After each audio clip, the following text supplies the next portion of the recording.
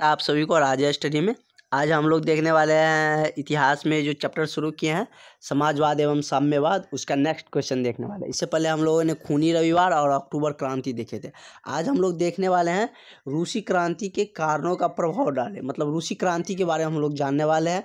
और एक क्वेश्चन, ये लॉन्ग क्वेश्चन हम फ्रेम किए हैं, एक क्वेश्चन आप पढ़िएगा, इससे 4 क्वेश्चन एनसीईआरटी बनेगा और चारों क्वेश्चन आपको हम दिखाने वाले हैं कि 4 क्वेश्चन किस तरह से आपको पूछा जाएगा और चारों का आंसर यही होगा, कोई डिफरेंट नहीं है। आप यही पूरा लिखिएगा, आपको फुल में फुल नंबर आएगा। चाहे वो 2 नंबर का पूछा जाए, 5 नंबर का पूछा जाए या 7 नंबर का पूछा जाए, आपको यही लिखना है और ज़्यादा क्वेश्चन इसमें नहीं करना है। मतलब एक इसका रूसी क्रांति के बारे में आएगा, ये लिखेंगे, हमको नंबर मिलेगा। तो दिखा देते हैं क्वेश्चन कैसे कैसे फ्रेम होगा, देख सकते हैं। एक तो इस तरह से क्वेश्चन पूछ सकते हैं कि एनसीईआरटी का क्वेश्चन है, लघु उत्तरीय क्वेश्चन है कि मतलब एक तो ये पूछ सकता है कि रूस क्रांति के किन्हीं 2 कारणों का वर्णन करें। उसमें हम 4 कारण बताए हैं, उसमें से यदि 2 ही कहेगा तो 2 ही लिखेंगे। उसके बाद है रूसीकरण नीति कारण हेतु, रूसीकरण नीति क्रांति हेतु कहाँ तक उत्तरदायी थी, मतलब रूसीकरण नीति भी हम उसमें लिखे हैं पॉइंट में, तो वो भी हमको इससे हो जाएगा। उसके बाद क्या है, उसके बाद है दीर्घ लघु उत्तरीय में रूसी क्रांति के कारणों की विवेचना करें या प्रभाव डाले। हम क्वेश्चन क्या लिखे हैं कि रूसी क्रांति के कारणों पर प्रभाव डाले, मतलब वही है, रूसी क्रांति के कारणों का विवेचना करें, दोनों का मतलब एक ही है। या रूसी क्रांति के प्रभाव की विवेचना करें, तो दोनों मतलब क्या है, सेम ही क्वेश्चन है। प्रभाव की विवेचना करें या कारणों की विवेचना करें, मतलब ये चारों क्वेश्चन आएगा तो हम आसानी से ये वाला लॉन्ग क्वेश्चन पढ़ लेंगे, हम आसानी से लिख देंगे। यदि 2 पॉइंट बोलेगा तो हम उसमें 4 लिखे हैं, 2 लिख देंगे। यदि रूसीकरण नीति पूछेगा तो रूसीकरण नीति उसमें बताया, वो भी देख लेंगे। तो देखते हैं क्वेश्चन, चलिए स्टार्ट करते हैं, देखते हैं क्या है। रूसी क्रांति के कारणों पर प्रभाव डाले या विवेचना करें। क्या रूसी क्रांति का मुख्य कारण निम्नलिखित है। यदि 2 पूछा है तो 2 लिखेंगे, यदि नहीं पूछा गया 5 नंबर का क्वेश्चन है तो लिखेंगे रूसी क्रांति का मुख्य कारण निम्न है। पहला क्या लिखे है, जार की निरंकुशता एवं अयोग्य शासन। जार सेना में निरंकुश मतलब क्या, जब कोई घोड़ा होता है ना वो बेलगाम हो जाता है, मतलब वो किसी के बस में नहीं रहता, उसे हम क्या कहते हैं, निरंकुश। मतलब गाँव सब में भी बोलचाल में भी बोलता है कि रे निरंकुश हो गया है, तो मतलब क्या कि जो किसी के बस में नहीं रहता है उसी को क्या बोलते हैं, निरंकुश। तो वहाँ की सेना को क्या कहा जाता था, रूस की सेना को जार बोला जाता था। जार की निरंकुशता एवं अयोग्य, मतलब उसमें मतलब योग्यता नहीं था, मतलब परखने का नहीं था कि कौन, यानी कि कौन इसके लिए मतलब दंड है या कौन सा व्यक्ति मतलब अपराध नहीं किया है और कौन सा मतलब अपराध किया है, वो भी वो उसमें पहचानने की योग्य नहीं था, उस काबिल वे नहीं थे। तो देखते हैं, रूसी क्रांति से पूर्व रूस में ज़ारशाही शासन कायम थी, मतलब जार की सेना की शासन कायम थी। जार निकोलस, मतलब उसके राजा का नाम जार निकोलस था, तो उसके सेना को क्या बोला जाता था, जार बोला जाता था। तो ऑब्जेक्टिव हम बता चुके थे इससे पहले वाला वीडियो में कि बहुत बार क्वेश्चन ऑब्जेक्टिव में पूछा जाता है कि जार का, रूस में जार का मतलब क्या होता है, सेना, नाविक, किसान या डॉक्टर, तो वो आप बता सकते हैं। जार निकोलस द्वितीय एक स्वेच्छाचारी शासक थे, मतलब अपने इच्छा से वह शासन करते थे, मतलब अपना जो मन होता था वैसे उस ढंग से वो शासन करते थे। उसे आम जनता की कोई चिंता नहीं थी, वो अपने मन मुताबिक शासन करते थे, उसे आम जनता की कोई चिंता नहीं थी। उसके अफसर भी अयोग्य थे, मतलब कोई योग्य नहीं था, कोई भी काम ढंग से नहीं किया करते थे। तो ये पहला पॉइंट हो गया। पहला पॉइंट क्या था कि जार की निरंकुशता एवं अयोग्य शासन थे, एक पॉइंट हो गया। दूसरा पॉइंट देखते हैं। दूसरा पॉइंट है क्या कि मजदूरों की दयनीय स्थिति। यदि 2 पॉइंट बोलेगा कि रूसी क्रांति के किन्हीं 2 पॉइंट लिखे, यहाँ तक लिख के हम छोड़ देंगे। यदि लॉन्ग क्वेश्चन है तो पूरा लिखेंगे। मजदूरों की दयनीय स्थिति, मजदूरों को अधिक घंटा काम करना पड़ता था, मतलब मजदूरों की दयनीय स्थिति हो गई थी वहाँ पे, मतलब मजदूर को अधिक समय तक काम करवाता था, मजदूरी कम देता था। मान चलो 12-12 घंटा काम करवाता था, पैसा 8 घंटा का ही मिलता था, तो वहाँ पे मजदूरों की स्थिति क्या हो गई, दयनीय हो गई, खराब होगा ही। मजदूरी से परिवार का भरण पोषण कठिन था, मतलब उसको जिस ढंग से वो काम करता था, मजदूरी करता था, उस ढंग से उसको मजदूरी मिलता ही नहीं था, उसका परिवार का भरण पोषण कठिन था। मजदूरों को मालिक से दुर्व्यवहार, एक तो पैसा नहीं देता था, उसके साथ दुर्व्यवहार करता था, मारता पीटता था, गाली गलौज करता था। दुर्व्यवहार मतलब नहीं, यह है कि मजदूर को मालिक से दुर्व्यवहार, मतलब मजदूर मालिक से दुर्व्यवहार नहीं कर सकता है, हड़ताल भी नहीं कर सकता। ये सारी चीज़ पे क्या थे, पाबंदी लगा था। दुर्व्यवहार, हड़ताल पर पाबंदी और किसी भी प्रकार का अधिकार नहीं था। मतलब मजदूरों को मालिक के प्रति किसी प्रकार का अधिकार नहीं दिया गया है कि यदि आपको से वो ज़्यादा देर काम करवा रहा है तो आप उसे नहीं बोल सकते हैं कि हम इतना ही देर काम करेंगे। जबकि अभी के समय में मजदूर 8 घंटा से ज़्यादा काम नहीं करेगा, बोलेगा मेरा टाइम हो गया। उस समय में ऐसा नहीं था। यदि वो जब तक आपका मालिक नहीं बोलेगा तब तक आप छोड़ नहीं सकते हैं, ना उससे ऊंची आवाज़ में आप बात भी कर सकते हैं। इस तरह से पाबंदी लगा हुआ था उस समय मजदूरों पे। इस कारण से मजदूर क्षुब्ध रहने लगे। क्षुब्ध का मतलब होता है नाराज रहने लगे, और नाराज होगा भी कैसे नहीं, क्योंकि उसका शोषण एक तरह से किया जा रहा था। मतलब मन मुताबिक काम लिया जा रहा था और पैसा तो देता नहीं था, ऊपर से आप कुछ बोल नहीं सकते हैं, अपने न्याय के लिए भी कुछ बोल नहीं सकते। तो मजदूर तो वैसे भी क्षुब्ध रहेगा, नाराज तो रहेंगे ही। उसके बाद हम थर्ड पॉइंट देखने वाले हैं। थर्ड पॉइंट है कि कृषि पे है। एक हम क्या देख सके, एक उसके सेना के बारे में देखें, दूसरा हम मजदूरी के बारे में देखें, तीसरा हम देख रहे हैं कृषि को कोई दयनीय स्थिति। मतलब मजदूर का भी स्थिति खराब था तो कृषि का भी स्थिति, कि मतलब किसान का भी स्थिति खराब होगा ही होगा। कृषकों का भी दयनीय स्थिति, मतलब ज़्यादातर तो किसान ही मजदूरी करने जाते हैं। कृषकों का दयनीय स्थिति। रूस में बहुत संख्यक किसान थे, और आपको पता होना चाहिए कि रूस सबसे बड़ा क्षेत्रफल वाला देश है। तो रूस में बहुत संख्यक क्या थे, किसान थे। वहाँ पे खेती पे ही सारा चीज़ निर्भर थे।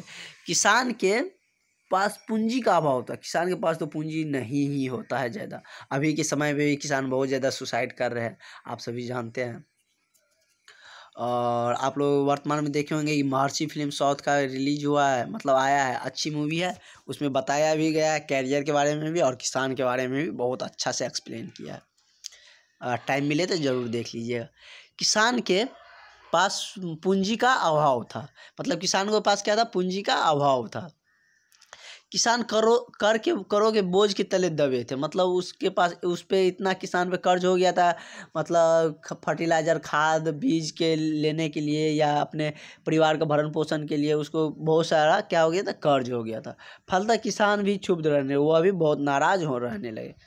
जब किसान मजदूर दोनों नाराज रहने लगे तो वहाँ की सत्ता के तो समझ सकते हैं कि ज़्यादा दिन टिकने वाला है नहीं। उसके बाद है चौथा पॉइंट हम देखने वाले हैं। चौथा पॉइंट है औद्योगिकीकरण की समस्या। और दो तो नाराज थे, उसके बाद वहाँ पर औद्योगिकीकरण का भी समस्या आ गया। मतलब उद्योग भी मतलब घाटे में ही जा रहा था, मतलब उद्योग का भी समस्या आने लगी। उसके कारण उद्योग नहीं रहेगा तो वहाँ पे मजदूरी भी नहीं मिलेंगे। यूरोपीय देश जहाँ औद्योगिक क्रांति का लाभ उठाने लगे थे। क्या है कि यूरोपीय देश, यूरोप में जो देश सब आता है यूरोप महादेश में, मतलब ये क्या हो गया, किंगडम, लंदन सब हो गया, ऑस्ट्रेलिया से, ये सब क्या होने लगे कि यूरोपीय देश जहाँ औद्योगिक क्रांति का लाभ उठाने लगे थे, लोग वहाँ के मतलब लाभ उठाने लगे थे औद्योगिक से। वहीं रूस में पिछड़ापन था। रूस में औद्योगिक की पिछड़ापन की समस्या थी, जैसे हमारे बिहार में अभी है। वहाँ पूंजी का अभाव था, मतलब पूंजी भी नहीं था। फिर कहा कि इससे पहले वाले हम क्वेश्चन में भी करवाए थे कि इसे जापान से युद्ध में रूस हार भी गया था। इसके कारण उसकी अर्थव्यवस्था भी बहुत चरमरा गई थी, खूनी रविवार में बताए थे। वहीं से रूसी क्रांति शुरू हुआ था। फिर भी विदेशी पूंजी के बल पर कुछ उद्योग थे। मतलब विदेशी पूंजी, मतलब जैसे अमेरिकी कंपनियां अभी दूसरे जगह दूसरे देश में जाकर कंपनी लगाता है, जैसे एप्पल हो गया, कोई भी चीज़ हो गया, एप्पल का हो गया, माइक्रोसॉफ्ट का हो गया, ये सब विदेशी कंपनी दूसरे देश में जाकर क्या करता है, उद्योग लगाता है। उसी तरह वहाँ पर भी विदेशी कंपनियाँ अपना उद्योग लगाते थे, उस पर बल पे कुछ उद्योग बचे हुए थे, लेकिन खास स्थान पर ही थे स्थापित है। मतलब कुछ खास स्थान पे, जैसे अभी देख लीजिए हमारे देश का ही बात करें तो उद्योग है लेकिन कुछ खास जगह पे ही है। ऐसे मुंबई में है, दिल्ली में ज़्यादा है, गुजरात सब में कुछ है, उसके बाद कुछ विकसित मतलब स्टेट सब में है, जैसे बिहार, यूपी, ये सब में तो, झारखंड, ये सब में तो बहुत ना के बराबर उद्योग है। तो उसी तरह कुछ खास स्थान पे ही उद्योग थे। विदेशी पूंजीपति अपने आय बढ़ाने के लिए मजदूरों का शोषण करने लगे।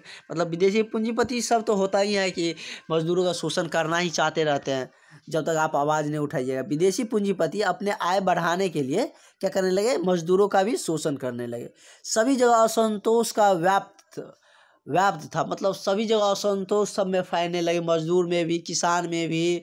उसके बाद क्या, उद्योग ना होने के कारण जितने भी जनता थे सब में क्या होने लगे, मतलब असंतोष जागने लगे कि मेरे देश इतना बड़ा क्षेत्रफल होने के बावजूद भी हमारे पास बहुत कुछ नहीं है, बहुत पिछड़ेपन में आ रहे हैं, सभी में असंतोष जागने लगे।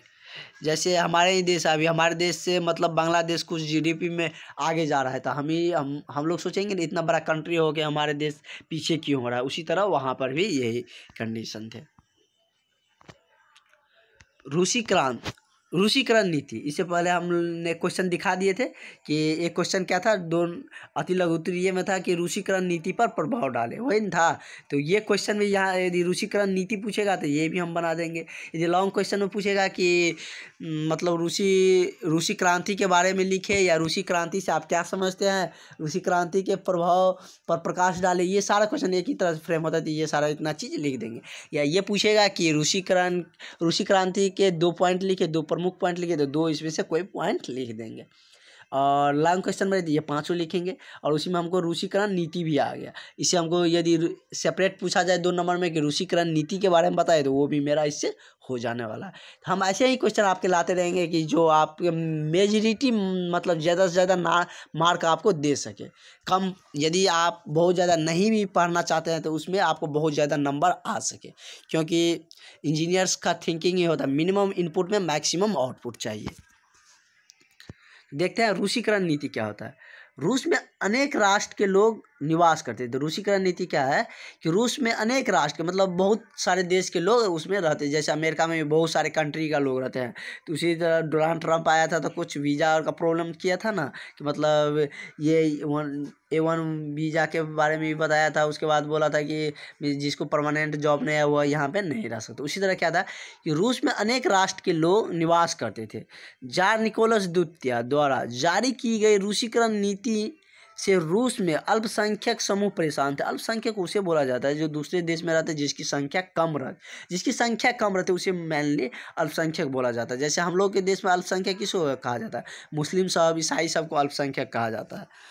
तो और वही पाकिस्तान में हिंदू को अल्पसंख्यक बोला जाता है। जहाँ पे जिसकी जनसंख्या कम होती है ना उसे अल्पसंख्यक बोला जाता है। रूस में आए तो रूस की जनता वहाँ पे ज़्यादा होगी, दूसरे देश का लोग कम होंगे, तो इसीलिए दूसरे देश के लोगों को क्या बोले जाते थे, अल्पसंख्यक। तो रूसीकरण नीति जो था ना वो अल्पसंख्यक लोगों को क्या थे उसी के प्रति थे, मतलब वहाँ अल्पसंख्यक लोग परेशान रहने लगे थे। जार ने सभी लोगों की रूसी भाषा सीखने, शिक्षा एवं संस्कृति आदि लादने का प्रयास किया। जार निकोलस द्वितीय ने रूसीकरण नीति में ये साफ किया कि हमारे देश में रूस में जो भी लोग रह रहे हैं विदेशी लोग दूसरे देश का, उसे रूसी भाषा सीखना ही पड़ेगा, रूसी शिक्षा लेनी ही पड़ेगी, रूसी संस्कृति के ज्ञान होना ही चाहिए आदि उस पर ज़बरदस्ती लागने लगे कि नहीं आपको यदि ये सब करना ही पड़ेगा, सीखना ही पड़ेगा, तभी आप रूस में रह सकते हैं। फलतः लोग में असंतोष की भावना भी जगने लगी। जो विदेशी लोग रह रहे थे उसमें भी असंतोष की भावना जगने लगी। यही सब क्या थे, रूसीकरण नीति के सब कारण थे। इसके बाद हम लोग देखेंगे कार्ल मार्क्स के बारे में। उसके बाद आपके लिए बहुत सारा ऑब्जेक्टिव तैयार है। इस टॉपिक का जितना भी ऑब्जेक्टिव है सब देखेंगे और लॉन्ग क्वेश्चन साथ में ऑब्जेक्टिव देखेंगे, ताकि आपके एग्जाम में एक भी प्रश्न किसी भी बोर्ड एग्जाम के दे आपको एक भी प्रश्न नहीं छूटेगा, ताकि आपको आसानी से 90% आपको आ सके। और 80% से कम यदि आप क्लियरली अच्छा से पढ़िएगा तो 80% से कम किसी को नहीं आएगा, यदि आप अच्छा से मतलब इसको नोट्स बनाते जाइएगा, अच्छा से पढ़िएगा तो। Thank you for watching. यदि अच्छा लगा हो तो वीडियो सब्सक्राइब करिएगा। मिलते हैं नेक्स्ट वीडियो में।